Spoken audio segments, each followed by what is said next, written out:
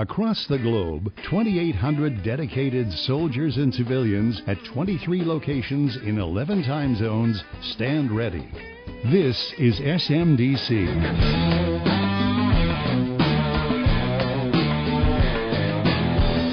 Welcome back to the High Ground Studio at Redstone Arsenal, Alabama, home of U.S. Army Space and Missile Defense Command. I'm Ronald Bailey. And I'm First Sergeant Steve Sagan in Colorado Springs. For Episode 2, we're going to be talking SMDC news, your questions from the mailbag, some cool jobs, and finally, some upcoming events of interest. So stick around. What if free people could live secure in the knowledge that their security did not rest upon the threat of instant U.S. retaliation to deter a Soviet attack, that we could intercept and destroy strategic ballistic missiles before they reached our own soil or that of our allies?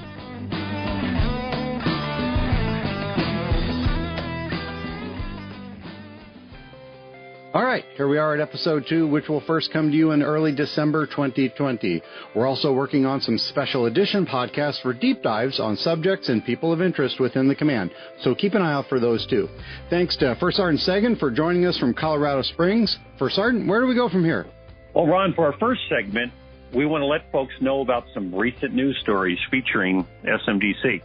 We publish dozens of articles, photo sets, videos each month. These just happen to be some of our favorites. First up is a story you put together, Ron, on how an SMDC soldier received what is considered the rarest qualification device in the Army astronaut device. I don't think that's something you can just go grab at folding sales. No, probably not. Hard enough to find an SMDC patch sometimes. Anyway, on 10 November, the U.S. Space Command commander and former SMDC commanding general, I might add, James Dickinson, presented the Army astronaut device to our own Lieutenant Colonel Ann McLean at the Johnson Space Center, Texas. Awarded by the Chief of Staff of the Army and presented by General Dickinson, Lieutenant Colonel McLean is currently the only active-duty soldier who has been presented the device and can therefore wear that proudly on her Army service uniforms. Lieutenant Colonel McLean met the criteria for the device after 204 days in space aboard the International Space Station from December 2018 to July 2019. During her time aboard, she contributed to hundreds of experiments in biology, biotechnology, physical science, and earth science, not to mention 2 spacewalks. Can you imagine filling out the DPS voucher for that 204-day TDY? Yeah, if she gets paid for mileage, she's going to be set for life. Anyway, next we are very proud to announce and congratulate SMDC's 100th Missile Defense Brigade on receiving the prestigious Omaha Trophy from U.S. Strategic Command. The Omaha Trophy was first awarded in 1971 by the U.S. Air Force Strategic Air Command. Back then, it was a single trophy, generally given to the best wing that year. But after the creation of U.S. Strategic Command in 1992, the trophy now has 5 categories. It's still mostly awarded to Navy and Air Force, nuclear submarine bombers, ICBMs, strategic aircraft units. In fact, the 100th is the first Army and first National Guard unit to ever receive an Omaha Trophy. Ron, you used to be the 100th Brigade, didn't you? Yeah, but that was more than a hot minute ago. So let's go to Staff Sergeant Zach Sheely at the 100th headquarters in Colorado Springs to shed some light on how this National Guard Missile Defense Brigade earned this distinguished STRATCOM award. Thank you for that introduction. Speaking on behalf of the 100th Missile Defense Brigade and all of our soldiers, we were extremely honored by this unique award and opportunity to be the first Army unit and National Guard unit to win it. We were awarded the Omaha Trophy for Global Operations for 2019 from U.S. STRATCOM. That, of course, included our most recent flight test, FTG-11, the first successful salvo test of the GMD system in March 2019. Joining me is Lieutenant Colonel Tim Biart, our operations officer in charge and former crew director, and one of the active component soldiers that helps make us a multi-component organization. Colonel Biart, can you briefly describe your military background and your thoughts on the significance of the 100th Brigade winning the Omaha Trophy? Absolutely. So, as you said, Sergeant Sheely, my background's a little different. I spent my first 8 years in the military actually operating ICBMs in the Air Force before I transitioned to the Army as an air defender.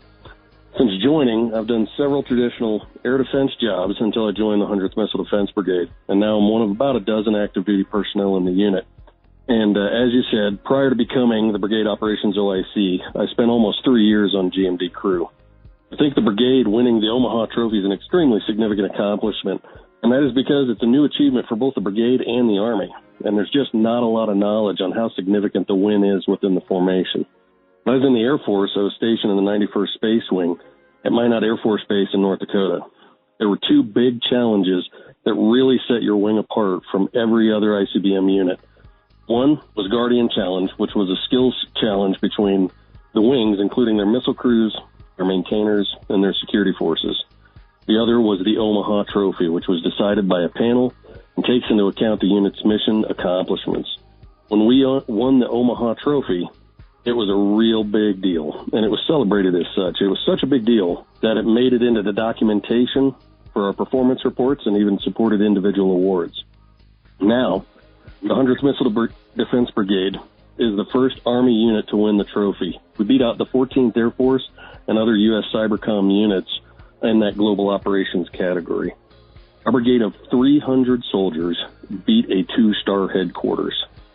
I know that all the units participating did amazing things in defense of our country, and they did them very well. But being identified by an impartial selection board as being the best is something that our soldiers really should take a lot of pride in. We accomplished a lot of great things from that successful flight test, demonstrating our ability to engage a threat with a salvo, which in this case was 2 interceptors, to supporting a multitude of joint exercises while maintaining the real-world mission and readiness at all times. I know the Army is now recognizing how great it is for the 100th to be recognized by winning the Omaha Trophy, and I hope the soldiers truly grasp how important their role was, regardless of position, in earning it. I know I'm proud once again to be in a unit with the dedication and expertise of the 100th that continues to accomplish a mission with excellence as the standard. That's excellent, Colonel Biart. Thank you for sharing that perspective and your experience, and we appreciate your time. Absolutely, my pleasure. You guys have a great day. A big thanks to Staff Sergeant Shealy for putting that together for us. If you'd like to check out these and other stories, photos, and videos that we produce, probably the best one-stop shop for that is our public webpage at www.smdc.army.mil. They'll either be posted there directly, or you can find links to our social media accounts where you can find all of our content.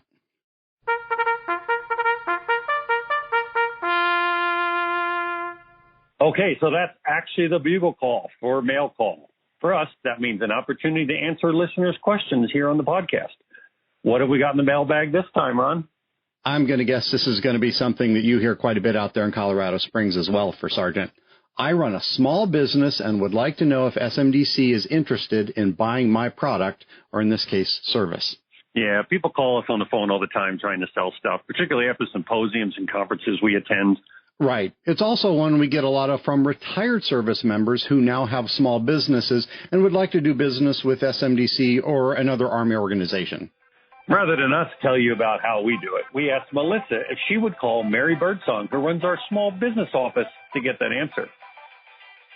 Hey, this is Melissa from SMDC Public Affairs, and I have Mary Birdsong here with me, and she is going to give us all the details to answer the question about how to do business with the command. Hey, Mary. Good morning, Melissa. So tell us how a small business can get started with their relationship with SMDC or the federal government. Where do they start?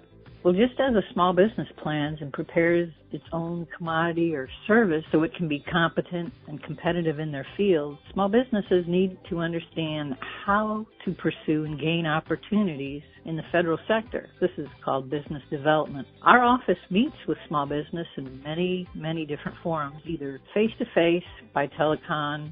We are also present at various workshops, seminars, and we meet folks through email. We give pointers on getting started, but a very good resource that we do share with with our small businesses to getting started is to visit their local Small Business Development Center, Procurement Technical Assistance Center, or commonly called the PTACs.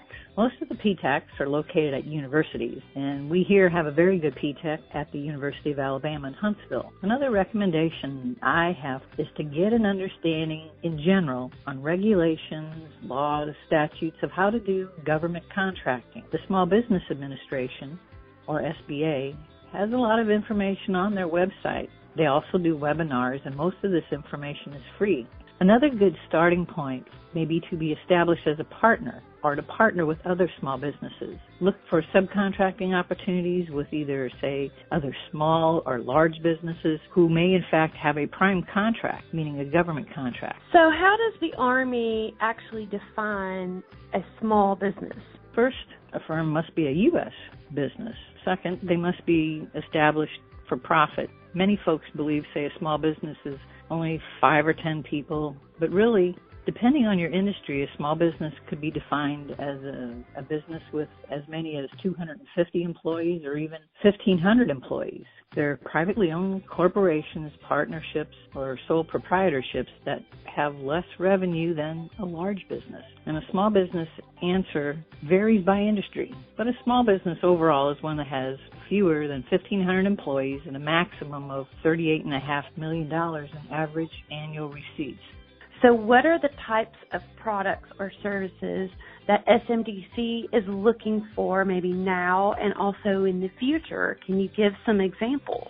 SMDC is a little unique. We are a research and development engineering services centric and mainly purchase professional services that support these efforts. The majority of our obligated efforts for our SMDC support building future space and missile defense forces for tomorrow by supporting research, tech testing, and integrating space, missile defense, cyber, and directed energy, hypersonic, and those related technologies for the future. Is there a typical time frame for the process for how long it takes from initial contact to the time a business gets a contract? And does the time of the year, the calendar year, the fiscal year factor into that? My answer is it depends. There's not necessarily a typical time frame in government contracting. We have desired standards that vary with estimated dollars, complexity, and of course, available funding. I'll refer to our forecast to industry where we include a disclaimer that this is indeed a forecast subject to change. The time of the calendar fiscal year does tend to influence some acquisitions, but overall, I would say it depends, as there's not necessarily a typical time frame in government contracts. So how can small businesses compete with the larger, more established businesses, and are there special incentives or programs that can help them do that? The answer is yes.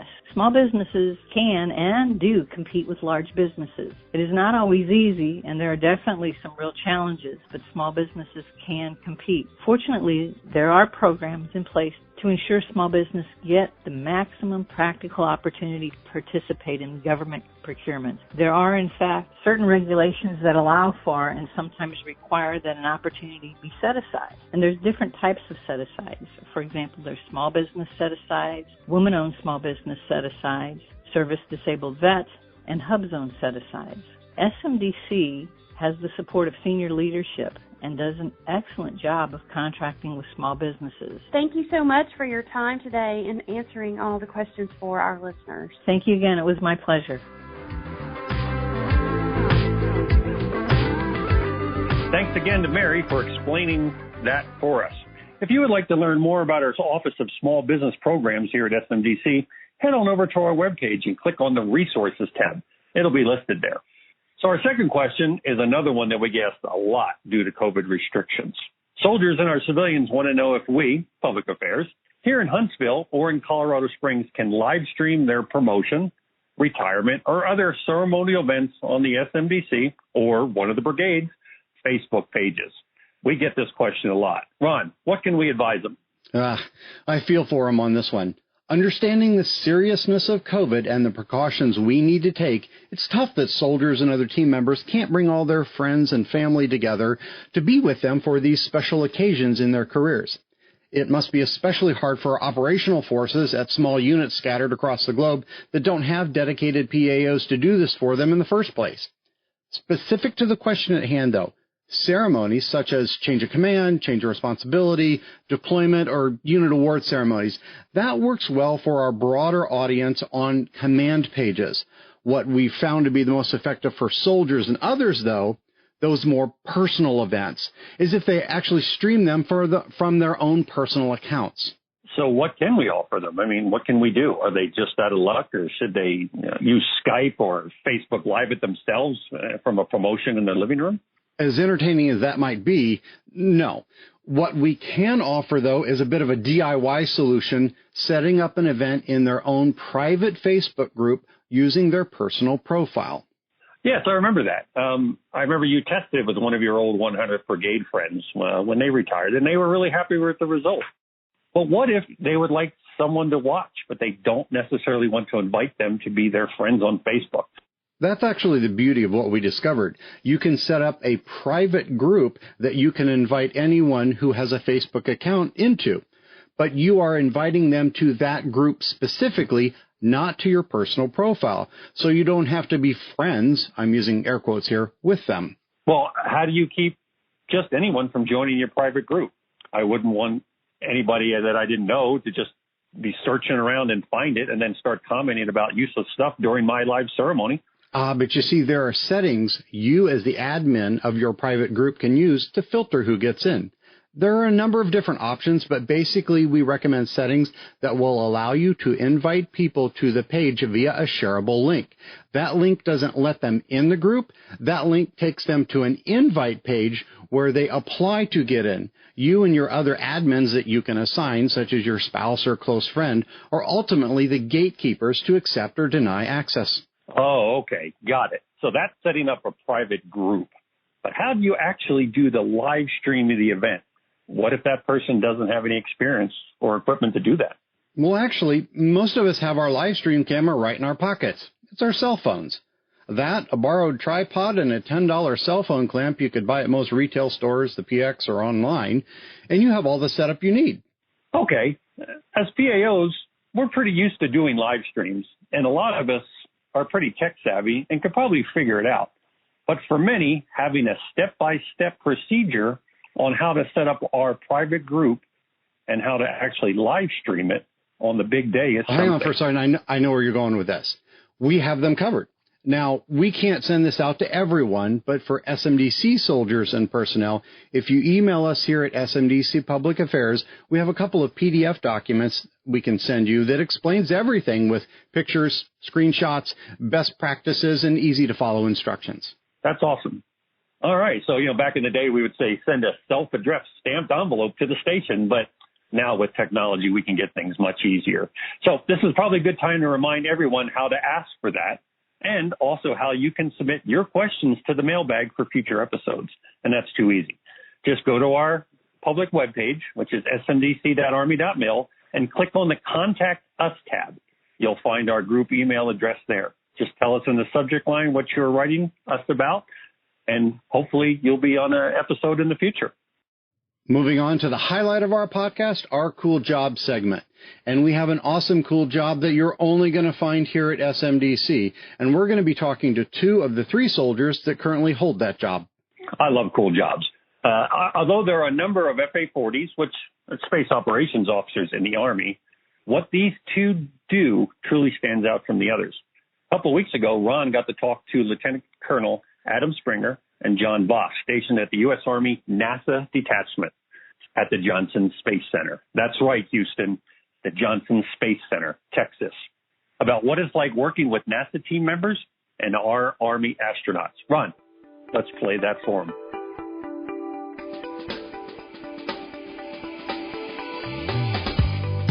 Hello, I'm Ronald Bailey, a public affairs specialist with U.S. Army Space and Missile Defense Command at Redstone Arsenal, Alabama.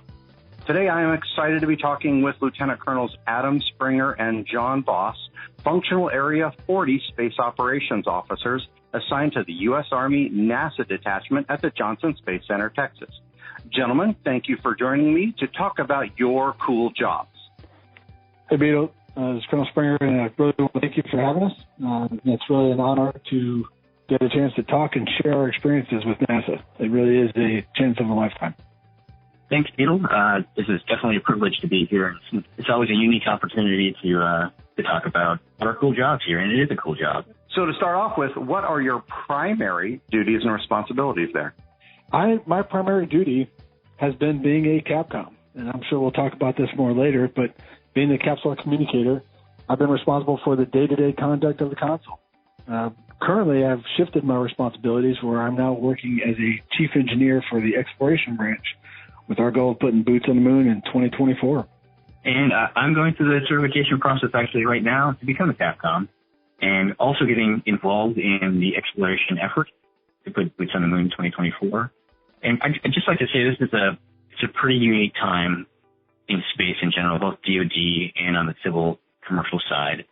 And we're in a really interesting time where we're getting exposed to both the DoD side and the commercial and civil space side being here at NASA. Well, thank you for that. What is it like working directly with NASA and other space industry personnel there? Is it a different culture from the Army, different language, different structure? What's it like working with that group? So NASA in general is a government entity, much like the Department of Defense, has a heavy focus on engineering and science rather than probably operations that you would see in the Department of Defense. And therefore, the culture of NASA is heavily focused on science, on engineering.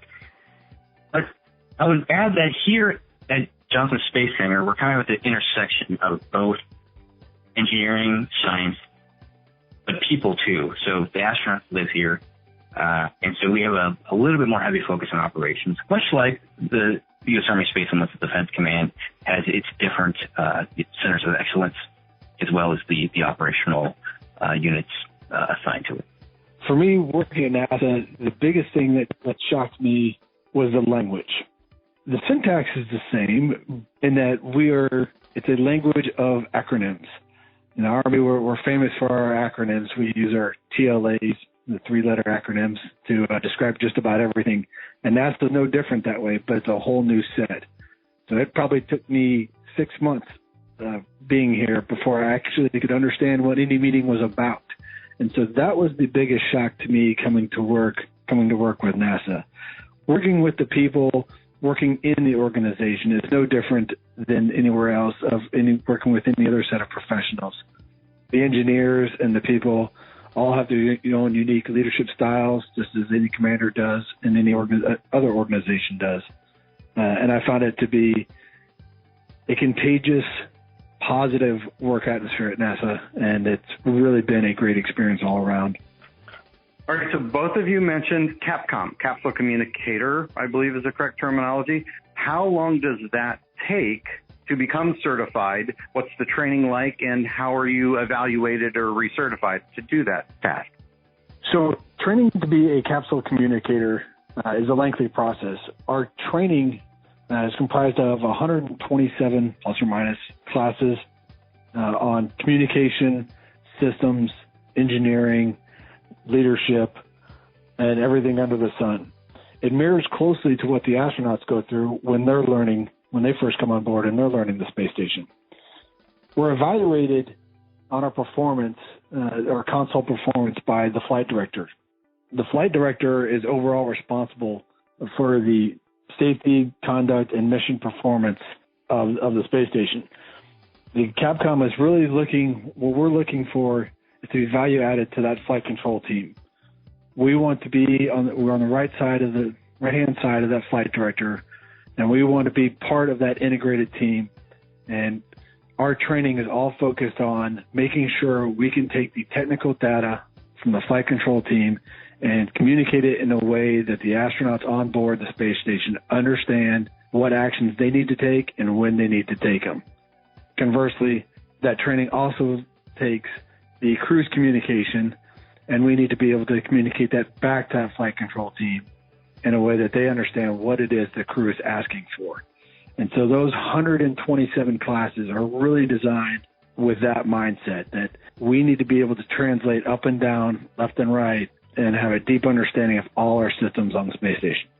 In terms of certification, it's just kind of like taking a check ride that we would do in the Army when we're, perhaps we're taking a check ride in a helicopter, that kind of thing, where after you take all these classes and get that working knowledge, they put you into a simulation. And throughout Johnson Space Center, there are several different mission controls that are set up specifically for training. So you are put into a simulation with a ton of other flight controllers and a flight director, and they present problems to you. They present a day in the life of the astronauts, and your job is to take all that is happening, all the failures, all the different malfunctions of the space station, all the different procedures that the crew may need to work off of, and then relay that up to the crew, who is also simulated.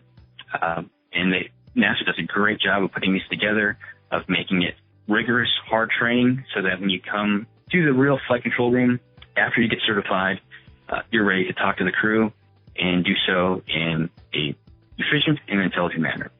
Okay, gentlemen, I have to ask, what is it like working with our Army astronauts? Colonel Morgan, Lieutenant Colonels McLean and Rubio. Not many folks can say they frequently interact with astronauts as a part of their daily duties. What are they like as supervisors and peers? I've had the privilege to work with both Ann and Colonel Morgan on and off the planet. I was on console when they were flying on the space station, and so I have a unique perspective of them. Watching Ann and Drew perform in space was an incredible experience, because you really get to see why they were selected as astronauts. You see that they're not just dedicated. You see that they have an incredible work ethic. They're incredibly personable people, but they also have a certain almost intangible quality to them. And you really get to see that when they're on orbit. Their demeanor, their professionalism always comes across, and they're just great human beings. First of all, I'd like to say that there is an awe factor at first. I'm a space enthusiast. I'm a functional Air 40. Astronauts are kind of celebrities in my book. Our offices are on the astronaut floor, so just about every office around us, across from us, house astronauts, whether they're Army astronauts or not. And so you see some famous people walking around. And so, yes, there's definitely this kind of awe factor when you walk into the building. But then you kind of go through a transition period where, no pun intended, you realize that they're all down-to-earth people. And they're all very personable. And I think the common denominator that I've seen working with astronauts is they're all very easy to work with. They're very personable, and they genuinely care about their job and about you as people. And Colonel Morgan, I just let you know, behind the camera, he's what you would expect of any high-performing, highly dedicated colonel of the United States Army. He's exactly what you expect when you work with a G3 or a brigade commander. He has the same demeanor, same language. He treats soldiers the same way as you would expect. Okay, so switching gears just a little bit. So if someone is a brand new second lieutenant just getting their commission, they want to work as an FA-40 at the NASA detachment later in their career. How do they set themselves up for at least the chance of getting to do that? Hey, another great question, Beetle. First of all, this is a competitive process. Secondly, it is also nominative. And so as such, other than submitting your ORB and resume through the AIM process, there's also an interview process that follows on if you make it to the initial calling. And that interview is focused on problem-solving techniques and leadership experiences, as you would expect of this type of job. And in that selection process, though, they are looking for certain criteria. And the first is they're looking for someone with a STEM background. They're also looking for some of those intangibles as well. Are you able to work with people outside the military? Do you have any project management skills? Are you a self-starter? Do you perform? Do you take initiative? Do you seek ways to get involved without having to be told to do so, without being obstructive to the current process going on? So I love this question because it's one I've had to answer before. When I was teaching in the math department back at West Point, I got asked this question all the time of, how do we become you? Whether it's be an academy professor, an Apache pilot, or once they heard I was coming down to NASA. So the answer, believe it or not, that I gave each and every one of them is fairly simple. Do good. and follow your passion. Whatever it is, be a top performer. The commonality between all the astronauts and any top performer you'll find is that that's what their field they care about. And they show that over and over and over. You'll see that Colonel McLean and Colonel Morgan, they are deeply passionate about human spaceflight, about our opportunities to explore, and about their STEM backgrounds. That's what they'll tell you. How I got here? Well, I'm passionate about exploration as well. I'm passionate about education, and that's what got me here. If you look at my history, there's nothing I've done that has been specifically targeted at NASA. It's that I was good as a platoon leader. I did well as a company commander. I did well as a battalion executive officer. I did well as a brigade aviation officer. All those assignments just meant I did well, and I led from the front, and I was passionate about taking care of my soldiers and everything else. That's what I could tell a young lieutenant. That's how you get here.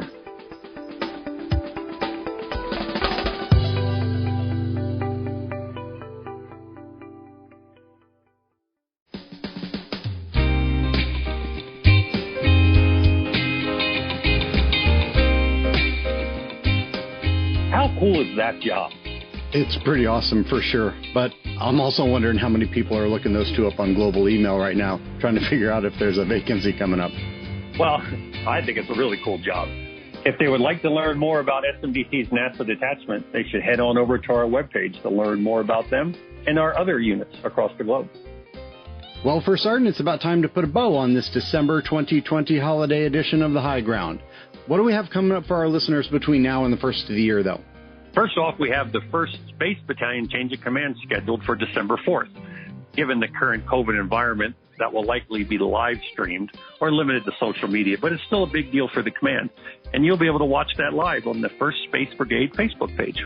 Locally, here to Redstone, SMDC Commanding General Lieutenant General Daniel Karbler will be attending the commissioning ceremony for ROTC cadets at the University of Alabama, Huntsville. I think our teammate Jason Cutshall will be covering that. Yep, that's right. So I'm sure that means at least some photos and perhaps a few quotes from that event. General Karbler is also expected to talk with officers going through the Warrant Officer Basic Course, Basic Officers Leader Course, and Captain's Career Course at the Air Defense Artillery Schoolhouse at Fort Sill, Oklahoma on 3 December. And for those of you listening who have younger children, I spoke to my friends at NORAD last week and can confirm that despite the ongoing COVID restrictions, they will be tracking Santa again this year, making it the 65th anniversary of NORAD providing children around the world Santa's location on Christmas Eve. Accurate Santa tracking can be observed at their website, www.noradsanta.org. That's it for this month's episode. For Sergeant, thanks again for joining me from out there in Colorado Springs. Hey, my pleasure, Ron. I'd invite everyone to tell your friends and coworkers about the podcast. And check our webpages at smdc.army.mil for more great stuff. From the High Ground Studio at Redstone Arsenal, Alabama, I'm Ronald Bailey. And I'm First Sergeant Steve Sagan. Thanks for listening. This is SMDC.